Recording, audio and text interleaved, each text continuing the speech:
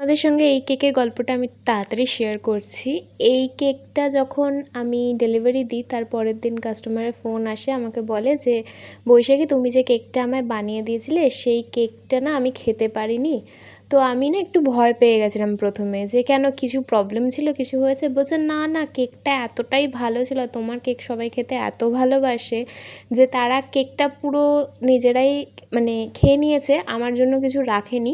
আমি একটু জাস্ট ওই কাটার সময় মুখে ঠেকিয়েছিলাম, ব্যাস দ্যাটস ইট, আমি খেতে পারিনি।" আর আমার বাড়িতে অন্য একটা খুব ভালো ব্র্যান্ডের কেকও আনা হয়েছিল, বাট সেটা ফ্রিজে এখনও যেরম ছিল সেরমই পড়ে আছে, কিন্তু তোমার কেকটা উঠে গেছে, তো তুমি আমাকে কি 2টো টাব বানিয়ে দেবে?